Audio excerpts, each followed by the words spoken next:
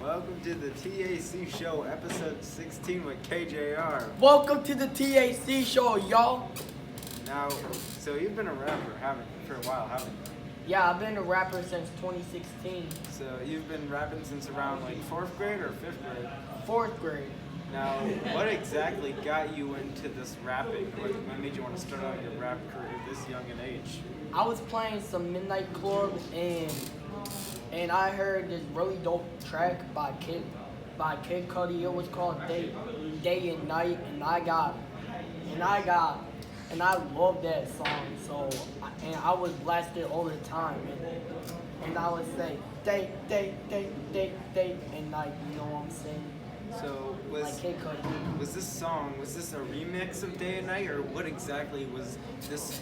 Was it even a song, or was it just you rapping this in 4th grade? It was a real song, and it was released back in 2009 by Kid Cudi, and I really like Kid Cudi. Was your version you made, this rapping you did in 4th grade, was that a remix? I didn't do no remix, and I didn't do a cover. I just listened to that song, and I just stick to it, and I was like rapping to it. No, so your rap just got inspired by Kid Cudi? Yeah. So. Yeah, Kid Cudi, and then the year after that, when I was in 5th grade, I started listening to Slim Shady, to Eminem and Slim Shady. Eminem? Oh. Yeah, my first Eminem song I've ever listened to was my name is Slim Shady. That was released back in '99. Oh, 99? Oh yeah, that's 23 years ago. The guy's like half a century old. Back when we were kids, he was in his 40s, Yeah. but now he's older. Now, how exactly did you discover this Slim Shady? Did you have like parents and stuff who introduced you for it, or other people? No, I listened to my. Actually, no, I heard Slim Shady on the radio, like Eminem. Like, I was like listening to the rap radio, and I asked my mom, who's rapping right now? Who's on the radio? And my mom's like, that's Eminem. And I was like, ooh, I'm gonna look this up on YouTube. So I looked him up on YouTube, and bam, that connection started hitting. Yeah. Around that same time, that's actually very interesting. I learned about him through Rap God. I used to watch a lot of videos on Watch Mojo and saw Rap God, and my niece, she was like half a decade older than me. She introduced me to Lose Yourself, and I learned about his variety of music. About 2-3 years later, I was really into it, and learned a lot of his songs and phases and let me head through. And I gotta admit, he's probably one of the greatest rap songs, basically one of the greatest rappers of all time. Yeah, he's one of them, because I'm beginning to feel like a rap guy. All my people from the front to the back now. Who thinks they're all the flat box? You know what I'm saying? You know, I actually thought he was the fastest rapper till Nas, till I got introduced to Nas and stuff. Yeah. But, But my top 3 rappers of all time, the best rappers of all time, I go Tupac at 1, Biggie at 2, and Eminem at 3. Now, how exactly did your rap career transition going in from elementary school to middle school? Was there much of a difference at all? Yeah, there was a whole bunch of difference. Like I remember back in 5th grade and 6th grade listening to mostly old school rap, like Snoop. I got hooked with Nate Dogg, Snoop Dogg, Warren G, West, Tupac, Biggie, Nas, Eminem. But once 7th grade came, I became best buddies, and I like listening to rappers like Lil Yachty, Lil Uzi, Lil Yachty, Lil Uzi, Playboy Cardi. Yeah. What is your opinion on mumble rap? Do you think it's a natural transition of the classic rap made people see from the 90s and early 2000s? Oh, or do you yeah, think it's oh, just yeah. like worthless and just not very poetic and good? More people should be like Kendrick Lamar. What exactly do you think of it? Well, I think for the mumble rappers out there, I think that y'all should stop mumbling. Y'all should stop mumbling. Like, yeah, I'm cool. I'm cool with the lyric, more like melody stuff, like the singing over rap beats. Most, like some songs are actually good. Like some rappers are actually good, like Polo G, Lil TJ, you know.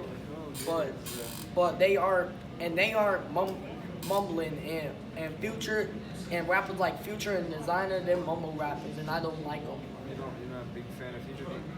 Oh, do you like Drake at all? With the sort of sing rapping he's been doing for Drake? you know? Drake definitely, yeah. He's sort of like, I consider him sort of like this popish, rapish guy. What was your people's initial reaction to your beginning of your rap career in elementary school? Was there any real critics? Did anyone seem to mind, or were people just support? There was this one guy who said, who said that, told me that I cannot rap because I'm the color of my skin, and saying that only black people can rap. That is racist. Yeah, that is racist, Well- especially a Mexican, especially a Puerto Rican getting told that we Puerto Ricans cannot rap, and that white people cannot rap at all, and rap has been a black genre, and should always be a black only genre. Yeah. How did you deal with this type of criticism at the time? How were you able to handle it and move forward from it? Well, I just listened. I just ignored them and kept on rapping. And back in 2017, 2018, the rap charts were getting dominated by non-black rappers like Eminem, Logic and Mac Miller? yeah, Mac Miller, Logic, Macklemore, you know. Oh yeah, Macklemore. Yeah, I Macklemore. forgot about it. So I don't know. I haven't listened to this. I've only listened to one of his. recent I'm songs. gonna pop some tags. Oh, that I only was, got $20 in my pocket. You know what I'm saying? Yeah, I've listened to Mem and Lewis, but I never. They made it, but I think he was broken up by Lewis by 2017, if I'm right. Do you know? Yeah. Because he made some song, Skylar, something like that, but I just don't remember. It's something that goes like, I feel glorious, glorious. Yeah, I remember you know what I'm that. saying? Yeah. Man, I haven't listened to that in a while. But how'd you get into basketball? How did I get into basketball? I bought NBA 2K14 when I was in 4th grade, and I started balling out. I started balling out, and my favorite player back then when I started was Dwayne Wade, and I would always on 2K be dunking with Dwayne Wade, and I'll be like, I'm Dwayne Wade, you know what I'm saying? And that's what made me start my love for basketball, but not actual basketball, video game basketball. But what started my love for actual basketball was when I saw a basketball hoop, and me and my friends started playing some basketball, you know, and we made basketball fun. And basketball is really fun, and I like it. That's what started my addiction to basketball. So did you start playing recreational basketball around middle school, or when did you officially start fully getting into it? I played I didn't play recreational. I just played street ball, you know. Oh. What's the wildest street ball match you've had to deal with personally? Street ball match, wildest street ball match. Me and my friends got into a fight because one of my friends thought he got fouled when the other said no, he didn't get fouled, and I was sticking with my other friend, and it didn't become this fight. It just became a little argument, you know. Oh, it just became an argument. Was this before the game or after the game? It was when the game was happening. Oh, wow. Yeah. So, so what exactly is your position in basketball? My position is shooting guard, you know, because I'm a great shooter and can do anything on the court. Now, do you have any favorite NBA players? Any that what you think will be promising in the upcoming next year? My favorite NBA player of all time is I got two favorite NBA players of all time.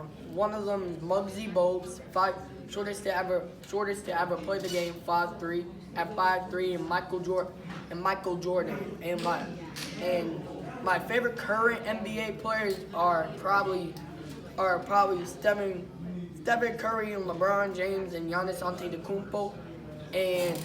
And next year's draft, the player who I think will be the most scariest to watch, the player to watch is Chet Holmgren. Is Chet Holmgren in college right now, or is he? He's in high school and he just declared for the next year's draft.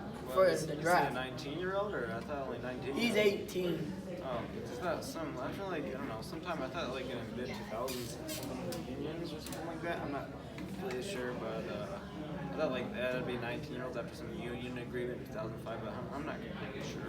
No, not really. No, not really anymore. You can just get drafted from high school, and if you're like the top prospect in the country, you can either go D1 for like this and start for like this huge college, or you can declare for the NBA draft. But there is a risk for declaring in the NBA draft too early. If you declare too early, your draft projection will go down, and you probably will be a second round draft pick. But Chet Holmgren is like this super elite 7'3" unicorn coming out of high school, and he's expected to be the first round pick. And I'm honestly excited to watch his game and to see how he does in the NBA. Now, when did you start taking the rap game seriously? When did you really start like fully focusing on it and like spending a lot of your time and energy towards it? When I started high school, I started recording everything until I got it right, you know. Oh, so that was the main transition of like going to middle school and Dryden and rapping, and just going to Lansing High School and rapping? Yeah. Oh, was it challenging to try to start out your rap career around 2020 to 2021 and like to make yourself known at the high school? Was that a real challenge at first? No, because I get because I'm outgoing and I can start like lots of conversations and everyone, and because I'm a rapper, everyone and I claim to be one of the best basketball players of all time. Everyone loves me, you know, and I'm really nice to people, and I like to spread positivity, and everyone loves me, you know. That's amazing. Yeah, because positivity rules, negativity rules, you know. Great. Now, was 3000 the first song you ever uploaded? Yeah. No. How long did it take you to work on that song? Working that song, just a couple minutes, but I'm currently working on an album, but I didn't think 3000. I think 3000 was a decent first song, but of all of the songs, I don't think it's a good song. I have to mix it. If I traveled back in time, I would have mixed it way better. Oh, how much much time did you spend on a mixing like edit before you fully got it into uploading? Well, when I recorded 3000, I never did mixing. I just kept it sloppy, you know. But my next album, I promise I'll do the mixing, and it won't be too sloppy anymore. It'll be cool. It'll be good. What exactly will this new album be about, and when will we expect it to come out? In about a couple weeks, but it depends. I can drop it sooner or later. Oh, do you have like all the songs completed, or are you still working on them? Or? I'm still working on them. Right now I got 2 songs. Right now I got 3 songs completed. Oh, is it a concept album, or what, is there anything to do with it, or is it just you rapping? It's just me. It's just me rapping, and there's probably gonna be. I'm looking for someone to be featured on my rap album. Like, yeah. Oh, someone to be featured on your rap album? Yeah. It's very interesting. Now, did you have any particular inspiration for the song 3000 that you released on SoundCloud? Like, was there any? Definitely Lil Uzi Vert, because Lil Uzi Vert uses that futuristic sound, you know. Oh. So who are the main influences like for this album besides Uzi? Do you have any specific other artists? Definitely Playboy Cardi, definitely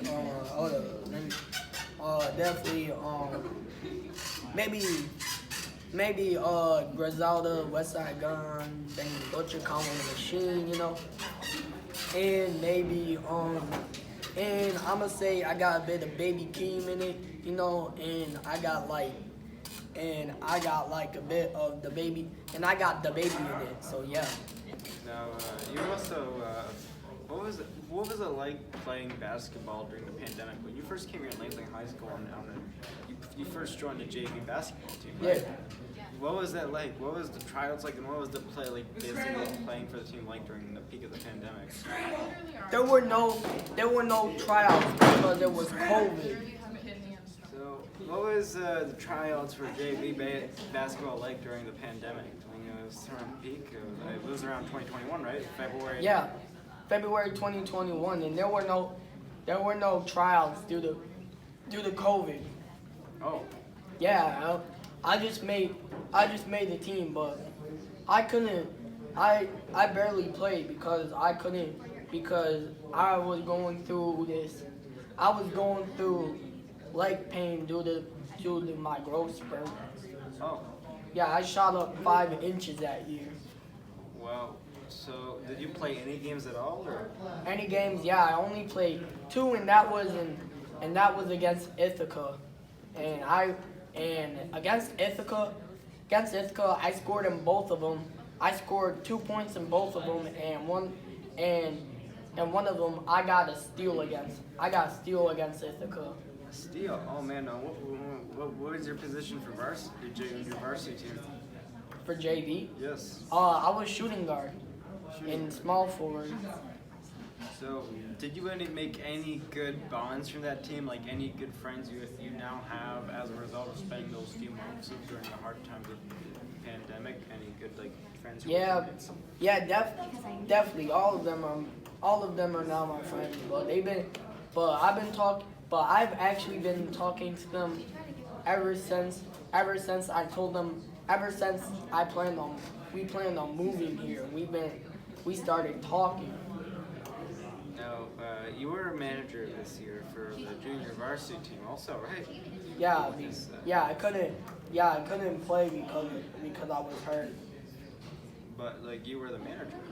Yeah, but I got to manage though. I got to stay on the team, and yeah, it was fun. What's the craziest thing you've ever had to witness as a manager while working for the team? Nothing really. No crazy plays or anything like that? Or trick No shots?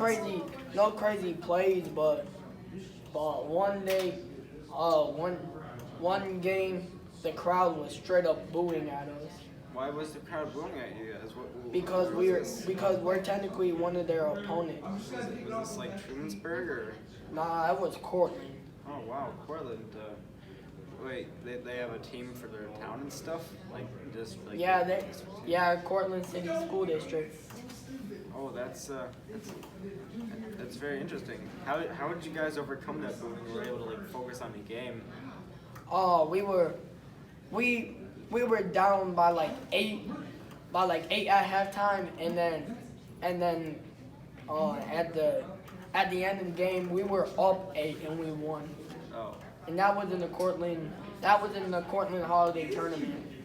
Oh, did you have like any real inspirational players you've worked with on a team, or maybe you've also seen from other schools, like any players that just really inspire you because of their work ethic? Definitely. Towards others. Definitely Jordan Seidel and Austin Crandall. They're both amazing.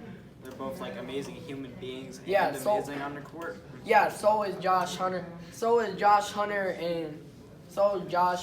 on the varsity, and Eric Kahn on the varsity, and Parker on the varsity, you know, and Ryan Fish on the varsity, and Gabe Lugowitz, you know. Oh, that's great. Yes, because you were the JV manager. Some games you also had to work with the varsity, right? So you got to know these people. No, I got to watch. I mean, that's what I mean. Yes, you get to watch and get to see these games. Yeah. Next year I'm going to be playing on varsity. Yeah. Yeah. What have you been trying to get into varsity? Like, have you done anything really amazing in ultra? Or you've just been like playing basketball, staying committed? I've just been playing basketball and staying committed, and working out. There's not much intensity to that. Oh. Wow. Yeah. It is very interesting. So, you have any previews to show for the new song, or what and the newest song you're working on, or what exactly is this going to be about? This new song you're working on right now. Previews? No, not really. But I've been posting lots of previews on my Snapchat and Instagram. Oh. I know you're Yeah. Is your Instagram now? How exactly? Do you know how exactly your Instagram got hacked, or? My Instagram got hacked. My Instagram got hacked by me falling for a scam on accident. Oh, how? No, you just fell for like a Bitcoin scam or what? Crypto? What exactly? Yeah, happened? Bitcoin scam. Yeah. Oh, yeah, I remember. I was getting a message. So, and then was that? So those messages you sent to other people, was that like the scammers? That wasn't you, right? Yeah, that wasn't me. That was a scammer. Oh wow. So you were just talking with a scammer, and the scammer was just able to get complete control over your account and do stuff? Yes, unfortunately, and I was crying for a day because of that. Yeah, so you were a full witness to all of these events going on right here? Yeah, on auto rap, I did. Oh, auto rap? What exactly is auto rap? Can you explain that to me? It's an app where you can go battle people and rap. Oh, wow. Yeah. Yeah, so you write all your own bars, but it's like with the music that you just get off the internet? Yeah, and my record is 100. Actually, no, is infinity to 0. I never lost, and I've been winning infinity times, yo. What are the hardships? Like, have you had to deal with any challenges recently of being a rapper and stuff? No, people not trying really. to put you down or anything like that, or? No, not really. I've been getting positive feedback, you know. Oh. How do you deal with people who are negative and people's criticism? Some that, even if they don't make any sense, like how do you deal with it? I just ignore them. You just don't give them any of your time and energy? No, I just ignore them. No, that's what I mean. You don't give them any of your time and energy. Yeah. That's great, because sometimes people can be ridiculous and just like not make any sense. Yeah. Do you what do you feel like is the best basketball movie? You got any recommendations? Space Jam. Space Jam. Have you seen White Men Don't Jump? No, but that certainly sounds racist. No, it's not racist. It's actually it's not. It's actually just about these two guys. Have you heard of Wesley Snipes? Yeah. You've heard of Woody Harrelson at all? No, not really. They basically get caught up in this crazy street ball game in LA, and he gets caught up into it, and it becomes like a crazy affair, and they have to win a bunch of money through street ball. It's this really good '90s movie, but I haven't seen it in a while. Yeah. Now, do you have any opinions on why you think Space Jam just wasn't as successful on the original one, or as the original one, or? I don't really know. Michael Jordan is way better than LeBron. That's probably Michael Jordan is way better of a basketball player. yeah. And he's also a way better businessman too, because he's making billions, and LeBron's only making like 500 million. Yeah. So, what grade did you start like mixing into this stuff? Like start fully getting into This technology? grade. This grade is when you fully got into the technology side of rapping. Yeah, 10th grade. I'm in 10th grade right now. So the past half decade has essentially, through your times at Dryden and Lansing, has essentially been you just trying to rap. Yeah, and play Just basketball. Rap and play basketball. Oh, it really is. So, anyways, thanks for having on the show. It was great having you. Great hearing you about your rap career and great hearing about your basketball. It was great seeing you too, my man. Do you have any plans for the future? No, not really. I don't really know what my future is gonna be like. Just keep on working on that like album you're doing and keep on grinding. keep on grinding with the basketball. Yep. Oh, that's really great. Dope. Thanks for talking. All right. I'll see y'all T.A.C. show. It was nice having y'all.